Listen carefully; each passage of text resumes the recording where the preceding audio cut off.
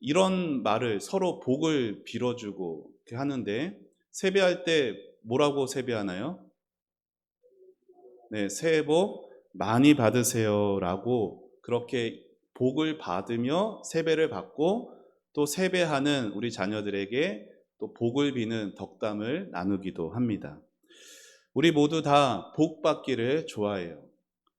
해마다 습관처럼 그렇게 복을 빌어주는데, 진짜 복, 참된 복은 과연 무엇일까요? 19세기에 남아프리카에서 사역을 잘 감당했던 존 앤드류 머레이라는 목사님이 계십니다. 그분이 이런 말을 하셨어요. 같이 함께 읽어볼까요? 시작. 최고의 복은 하나님과 가까워지는 것입니다. 최고의 복이 뭐라고요? 하나님과 가까워지는 거예요. 우리가 생각하는 복은 여러 가지가 있겠죠. 돈이 많은 것, 복이에요, 아니에요? 돈을 많다고 하면 좀 신앙 없어 보이는가요? 돈이 많은 것, 복이죠. 건강한 것, 복인가요, 아닌가요? 복이에요. 우리가 좋은 집에, 좋은 환경에 살 수 있고, 또 우리 자녀들, 또 좋게, 남부럽지 않게 이 세상에서 살아갈 수 있다는 것, 분명 복이겠죠. 그런데 최고의 복은 뭐냐면 하나님과 가까워지는 겁니다.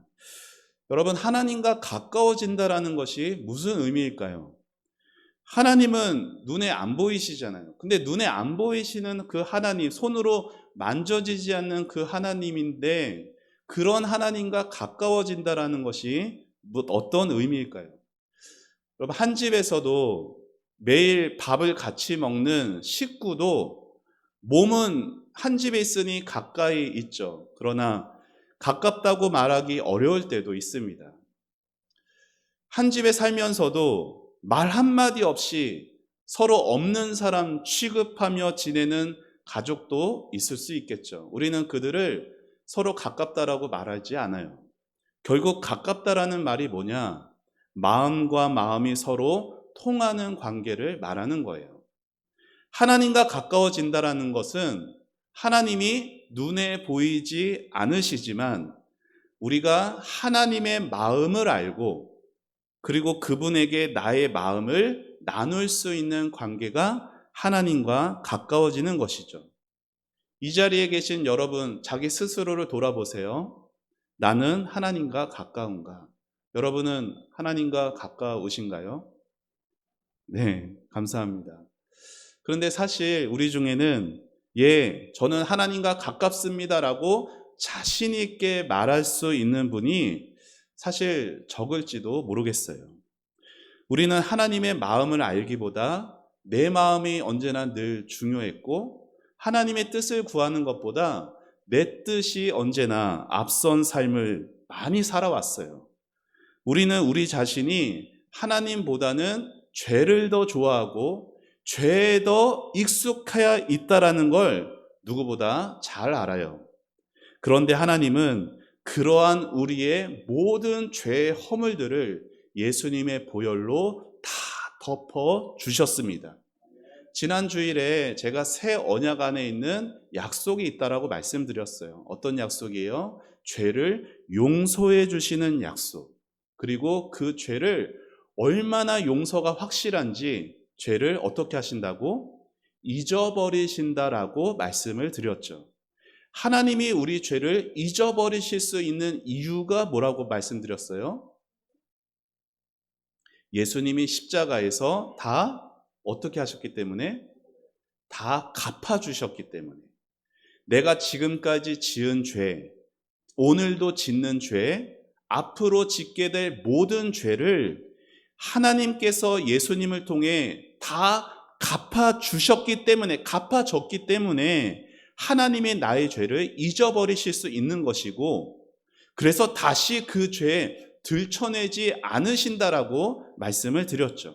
이 확실한 죄 사함의 은혜가 새 언약 안에 있는 약속이에요. 그리고 하나님이 그 죄 사함을 통해서 이루려고 하시는 그 새 언약의 내용이 바로 오늘 읽은 말씀의 내용이죠. 우리가 다시 한번 언약의 목적, 언약의 내용을 한 번 더 읽겠습니다. 시작.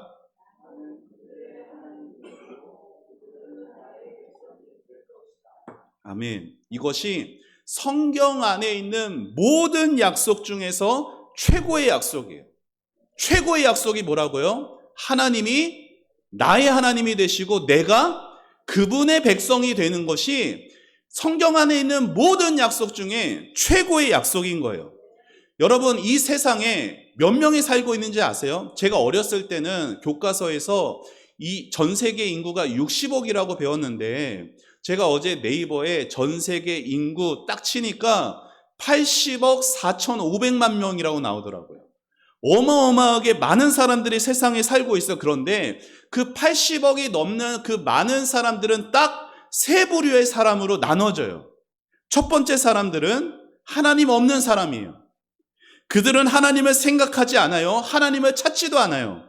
이 세상이 다인 줄 알고 오직 자기 자신만을 위해 살아가는 사람들이 있습니다.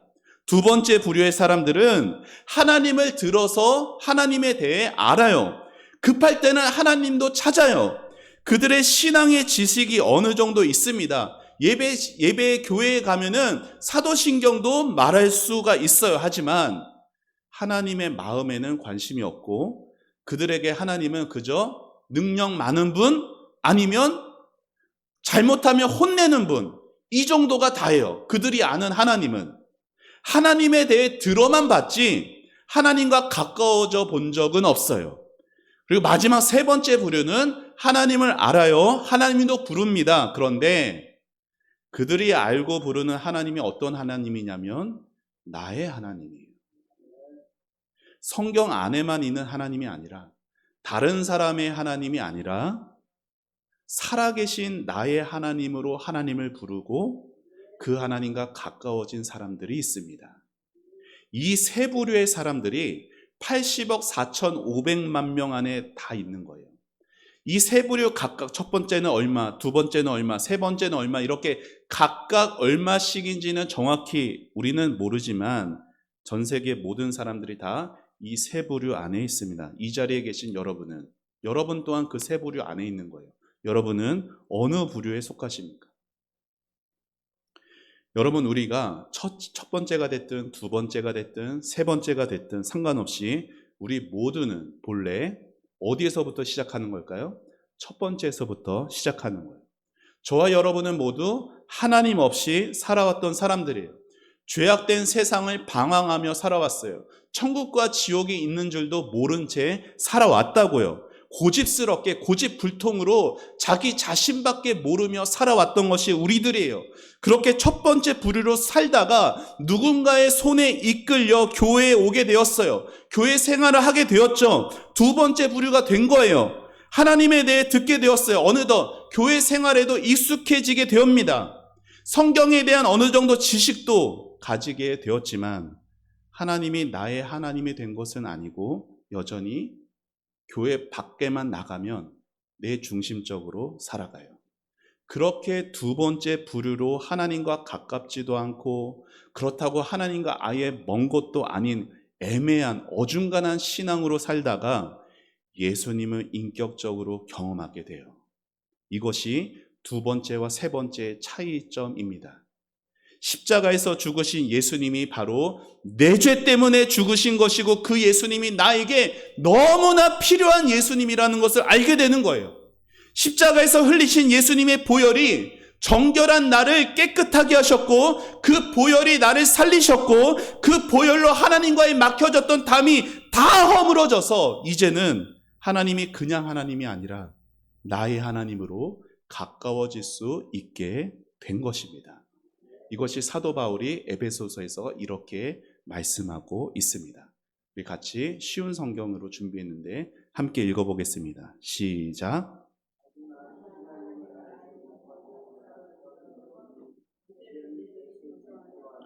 그리스도의 보혈로 인해 하나님과 가까워질 수 있게 되었습니다. 아멘.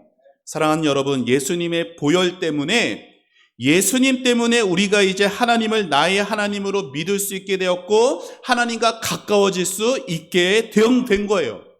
여러분, 하나님을 나의 하나님으로 모시고 나의 하나님이 되신다라는 것이 뭐냐면은 그분이 나에게 되실 수 있는 모든 것이 되실 수 있다라는 겁니다.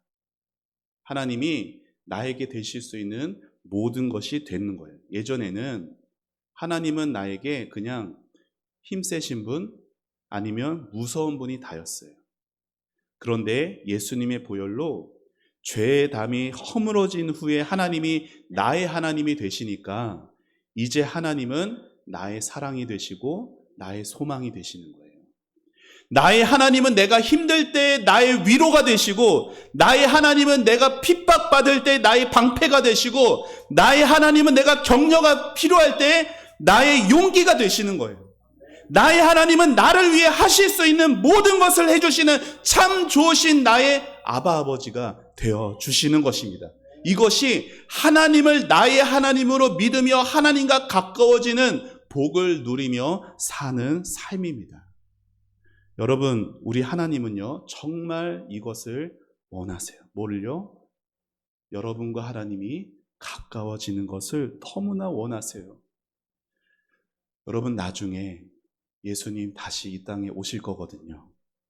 천군 천사들과 함께 이 땅에 오실 텐데, 그때 정말 예수님을 기다렸던 사람들은 예수님을 나의 예수님으로 섬기고 모시고 믿으며 살았던 사람들은 예수님 천군 천사들과 함께 하늘이 열리고 이 땅에 오실 때 하늘을 보고 두 손을 들면서 예수님, 예수님, 사랑하는 나의 예수님, 보고 싶은 나의 예수님 하면서 예수님을 맞이할 거예요.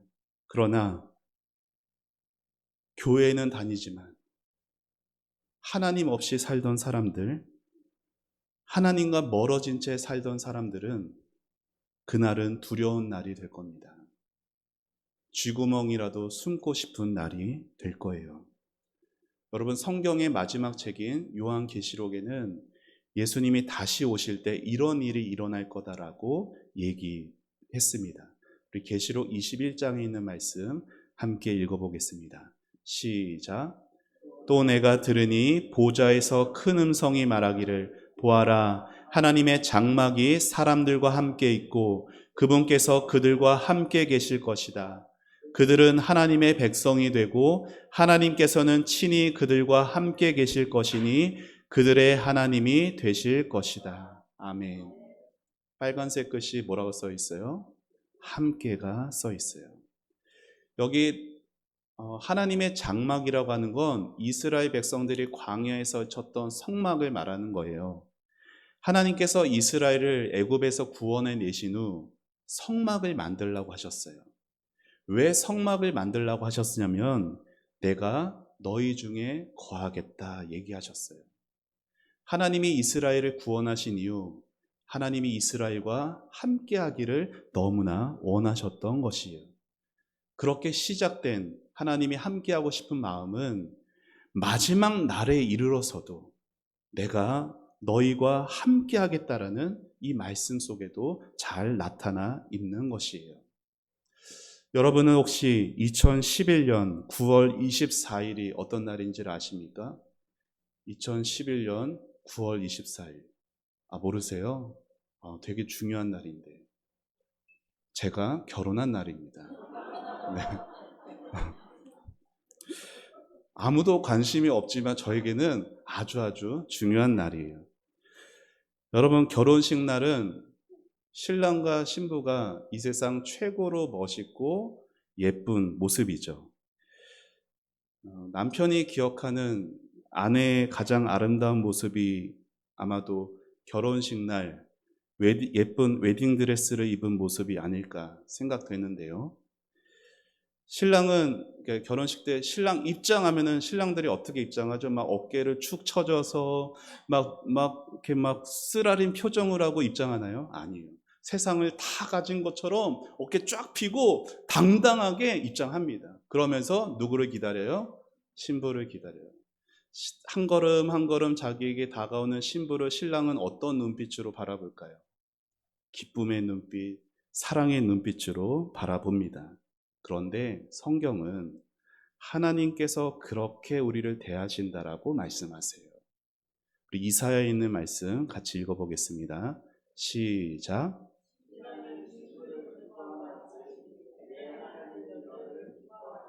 아멘. 하나님이 나의 하나님이 되신다는 것, 내가 그분의 백성이 된다라는 관계는 마치 신랑이 신부를 보고 기뻐하듯이 너무 사랑하는 아름다운 관계입니다. 저도 남편이지만 우리 이 자리에 계신 남편분들 어떠세요? 결혼식 때처럼 아내를 그렇게 바라보고 계십니까? 네. 저는 자신 있게 말하기가 힘드네요. 네. 결혼한 신랑 신부가 나이가 들어서 할아버지 할머니가 될 때까지 늘 한결같이 결혼식 날처럼 사랑의 눈빛으로 바라보고 기뻐하면 얼마나 좋을까요? 그런데 우리는 그러기가 참 어려운 것 같습니다. 그런데 새 언약을 맺어주신 우리 하나님은 안 그러신다라는 거예요. 여러분, 하나님에게 여러분이 어떤 존재냐면 신부를 사랑하는 신랑의 눈빛, 그 마음으로 날마다 바라보고 싶은 존재가 여러분입니다. 앞에 있는 글씨를 같이 한번 그래서 읽어볼까요? 시작. 하나님은 신부를 사랑하는 신랑의 마음으로 날마다 우리를 바라보십니다. 아멘. 하나님은 신부를 사랑하는 신랑의 마음으로 날마다 여러분을 바라보세요. 여기 빨간색 글씨 뭐라고 써 있어요? 날마다. 이게 중요한 거예요. 아까 조금 전에 읽은 이사야서 62장 5절에 이렇게 되어 있죠. 신랑이 신부를 기뻐한 같이 내 하나님이 너를 기뻐하시리라. 여기 기뻐하시리라는 이 말이요, 미완료형이에요. 성경에서 미완료형이라는 것은 아직 완료되지 않았다. 그러니까 지금도 계속되고 있다라는 거예요. 그러니까 하나님께서 여러분을 지금도 계속해서 기뻐하고 계시다라는 겁니다. 여러분, 우리들의 콩깍지는요, 얼마 못 가요. 콩깍지가 씌어서 결혼하잖아요. 콩깍지가 씌어야 결혼하거든요. 그런데 우리의 콩깍지는 얼마 못 가요. 그런데 하나님의 콩깍지는 안 벗겨지세요. 하나님은 결혼식 날 신부를 기뻐하는 새신랑의 마음으로 날마다 우리를 바라보시는 거예요. 다시 말하면 하나님께는요, 매일매일이 결혼식 하는 날인 거예요. 우리는 안 그렇죠. 우리는 하나님께 은혜 받아서 하나님 사랑합니다라고 말을 해도 우리의 사랑은 얼마나 쉽게 변하는지 몰라요. 그런데 하나님에게는 그렇다는 거예요. 왜요? 그만큼 우리 자체를, 내가 순종 잘해야 기뻐하시는 것이 아니라 내 자체를 기뻐하세요. 내 존재 자체를 사랑하시는 거예요. 여러분, 세상에는 얼마나 헤어지는 사람들이 많습니까? 검은 머리 팥불이 되도록 영원히 사랑하겠다라고 약속을 해놓고도 우리는 그 약속 지킬 능력이 없어요. 그러나 하나님의 관계에 있어서 우리가 하나님의 거룩한 신부여도 내가 하나님과의 그 관계 유지할 능력이 우리에게는 없지만 하나님에게는 있습니다. 하나님이 우리를 신부로 삼아주신 것은 우리가 시작한 것이 아니라 하나님이 시작하신 거예요.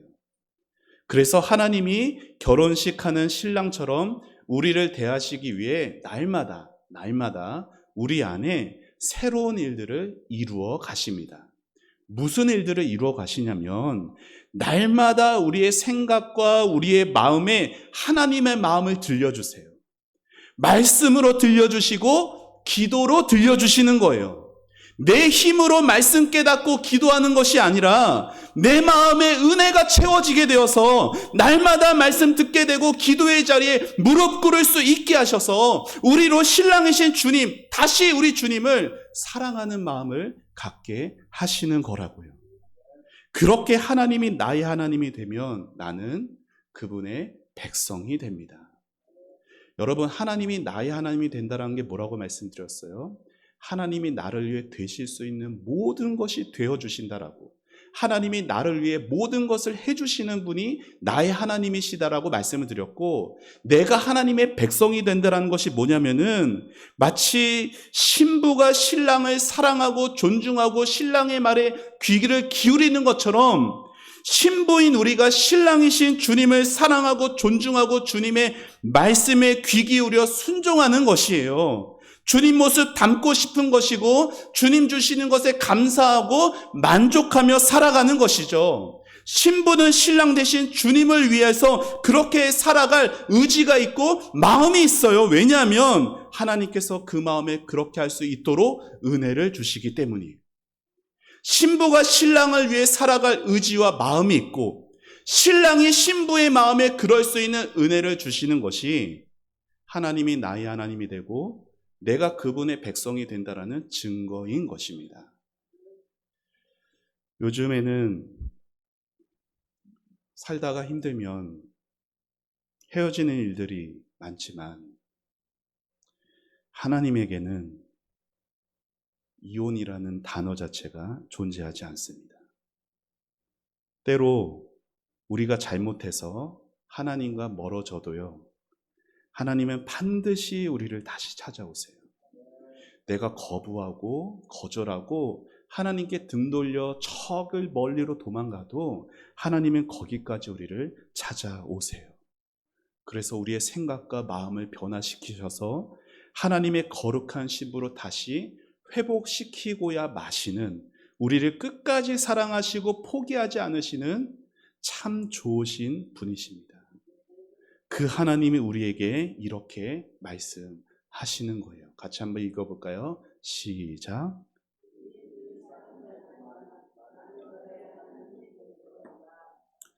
하나님이 오늘 여러분에게 들려주시는 음성입니다. 전 세계 80억이 넘는 많은 사람이 있고 우리나라만 해도 수백만 명의 예수 믿는 사람들이 있지만 하나님에게 나에게 하나님은 나만 보이는 거예요. 나는 하나님만 보이고 하나님은 나만 보여요. 우리 둘이 사는 날 동안 나는 너의 하나님이 될 거야.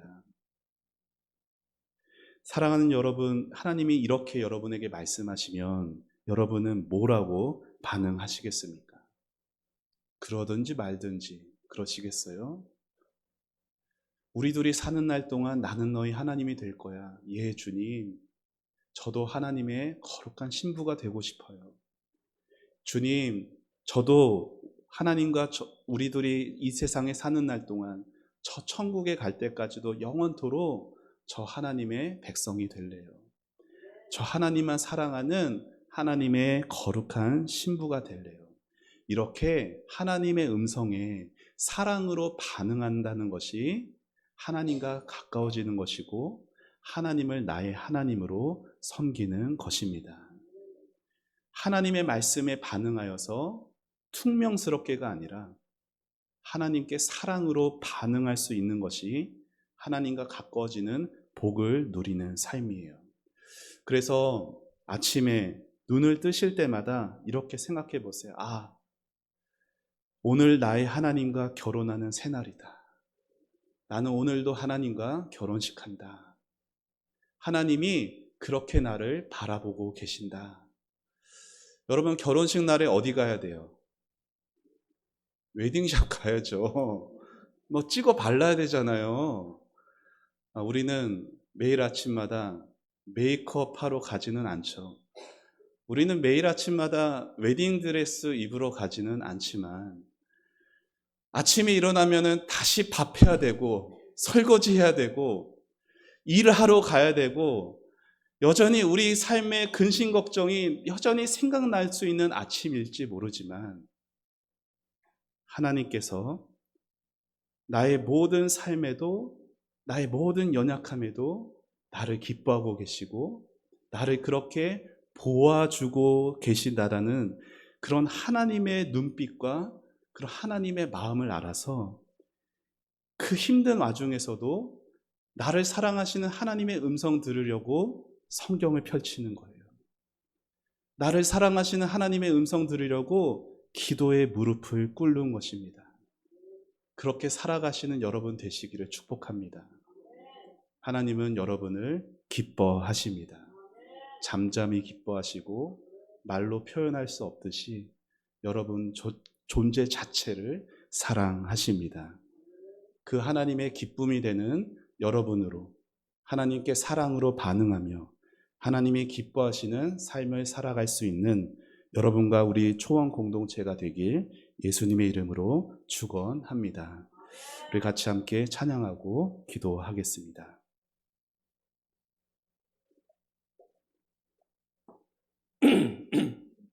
너희 하나님 여호와가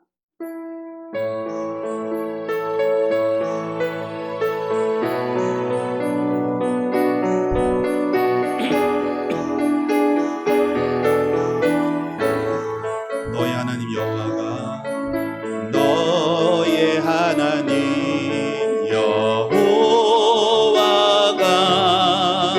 너의 가운데 계시니 그는 구원을 베푸실 전능자시라.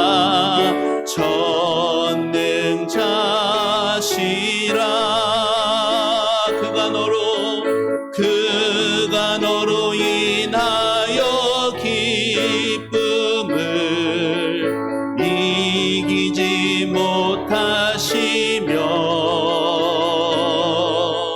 너를 잠잠히 사랑하시며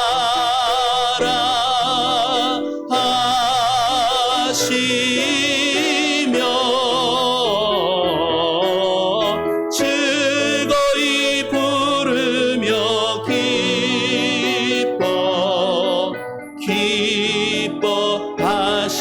기뻐하시리라. 우리 가슴에 손을 얹고 찬양합시다. 너의 하나님 여호와가 너의 가운데 계시니 그는 구원을 베푸실 전능자시라.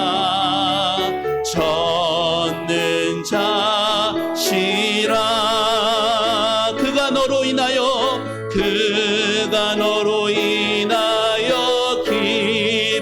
이기지 못하시며 너를 잠잠히 사랑하시며 너를 잠히 사랑하시며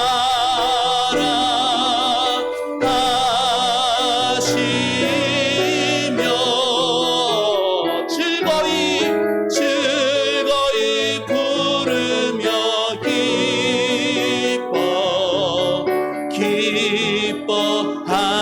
기뻐하시리라. 그가 너로 인하여 기쁨을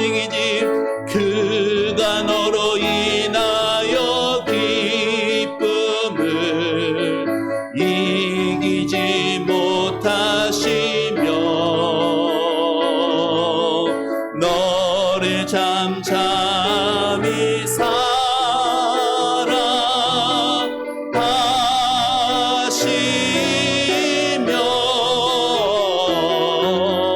즐거이 부르며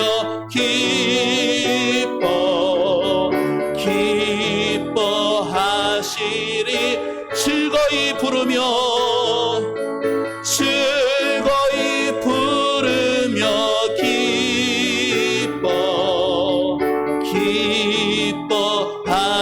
기뻐하시리라.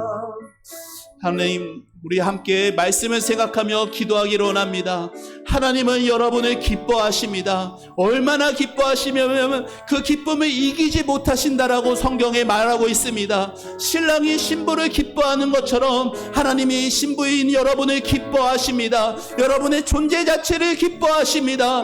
하나님께서 여러분이 될 수 있는 모든 것이 되어주십니다. 하나님께서 여러분에게 정말 사랑과 그 은혜를 다시 새롭게 하셔서 멀어졌던 여러분의 마음을 마음을 변화시키사 신랑이신 주님을 바라보게 하시고, 신랑의 음성을 말씀을 통해 듣게 하시고, 신랑의 음성을 기도를 통해 듣게 하십니다. 하나님께 나의 하나님, 나의 주님, 저 하나님께 신부가 되겠습니다. 하나님의 나의 하나님으로 보시고 하나님의 백성으로 영원토록 하나님과 함께 살겠습니다. 그렇게 결단하며 그 은혜를 구하며 우리 다 같이 기도하며 나아가도록 합니다. 함께 기도합니다.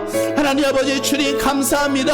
하나님 아버지 저희에게 은혜를 주셔서 아버지 저의 모든 죄를 용서하사 하나님이 나의 하나님 되어주시고 하나님과 가까워지는 최고의 복을 누리게 하심에 감사합니다. 아버지 하나님 주님 은혜를 주셔서 우리의 마음을 변화시켜 주시고 우리의 마음을 새롭게 하여 주셔서 하나님 아버지와 멀어졌던 우리의 모든 삶, 죄악된 이 세상에서 아버지 하나님보다 나의 뜻을 구하고 하나님의 마음보다 내 마음을 소중히 여기고 내 뜻 얻기 위해 아둥바둥 살아갔던 우리들을 하나님의 말씀으로 다시금 돌이키사 하나님을 사랑하게 하시고 하나님의 마음에 감동되어 하나님께 감격하며 그 사랑에 반응하며 살아갈 수 있게 하시니 감사합니다.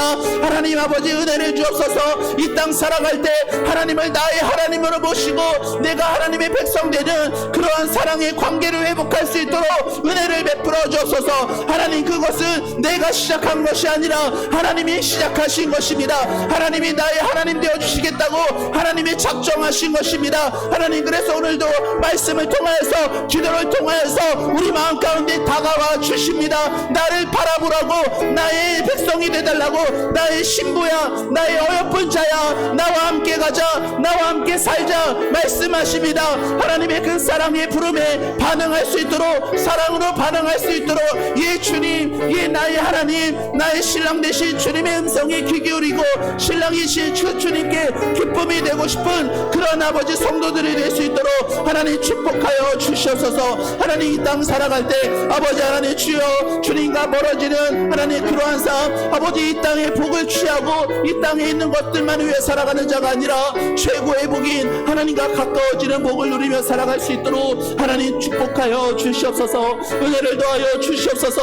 하나님 아버지의 인도 따라 아버지 하나님 믿음으로 살게 하여 주옵소서. 여전히 우리의 삶이 힘들지만 아버지 하나님의 시선을 바라보게 하옵소서. 나를 기뻐하시고 나를 사랑하시는 하나님의 음성을 듣게 하여 주시옵소서. 주의 음성을 내가 들으니 아버지 하나님께 감사하고 기쁨이 넘치는 우리의 신앙이 되게 하여 주시옵소서. 아버지 하나님께 감사합니다. 주 도와주옵소서. 하나님 감사합니다. 저희가 무엇이간데 저희를 기뻐하여 주시고 저희를 사랑하여 주시는지요. 하나님의 다음 없는 그 은혜와 사랑에 아버지 하나님 감사하게 하여 주시옵소서. 하나님 아버지 우리가 회개하는 이유는 하나님 무서워서가 아닙니다. 하나님의 사랑이 너무나 감격되어서 회개하지 않고는 견딜 수가 없는 것입니다.